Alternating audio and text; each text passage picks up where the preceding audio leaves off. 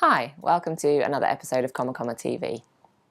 One of the things that I know a lot of business owners, a lot of my clients struggle with is time. So they're very busy, they feel stretched a bit too thin, and that's why I want to share with you a book I'm rereading at the moment. It's called Essentialism, The Disciplined Pursuit of Less.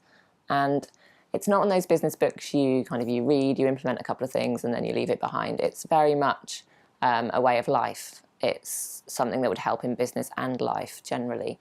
And there's kind of three elements to the mindset of an essentialist, someone who follows this mindset.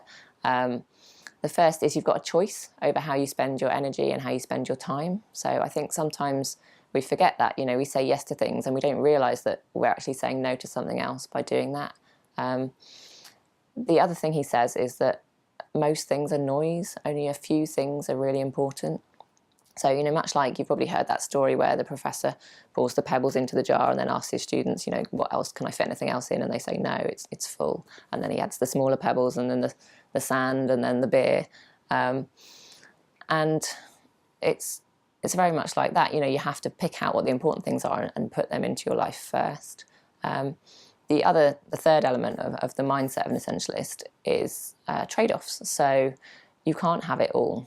If you pick one thing, you're saying no to something else. And I think, certainly my generation were raised on the idea that you can have it all and do it all, and it seems obvious, but you can't. So you do have to pick out the most important things. And a lot of the stories he tells in the book are business-based, so things like companies that have got very vague mission statements that don't give their staff clarity on what they should and shouldn't be doing. Companies that are taking all the work that comes their way, so they end up being very generalist and not known for anything in particular, whereas if you actually focus on the stuff you're good at and just do that, then you can really make a name for yourself and become much better at what you do. But aside from the business stories, the one that really resonated with me the most was a story about a guy who is, so Greg McEwen, I think it's McEwen, let's call him Greg. Greg is talking to this woman, Cynthia, and she's telling this story about her childhood. So when she was 12 years old, her dad had some business in San Francisco, and they'd arranged that after the event he was at, they would go into San Francisco and have an evening together, and they planned it out in great detail.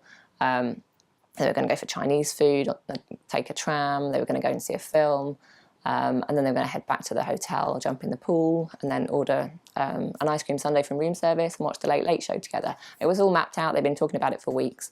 And just as they're leaving this the hotel where this business event is, he bumps into a college friend, an old college friend that he's not seen in years. And this friend said, oh, it's great to see you. Why don't you come out for dinner with me and my wife? And the guy says, oh, yeah, dinner sounds great. And his daughter's heart sinks, and she thinks to herself, oh, that's it, our evening's ruined. But then he finishes his sentence and he says, dinner sounds great, but I've got an evening plan with my daughter, let's do it another time. And she says to Greg, in that moment I knew that I was the most important thing to my dad. And that really struck home for me. And what the punchline to the story is, the guy, the father in this story is Stephen Covey, the man who wrote The 7 Habits of Highly Effective People.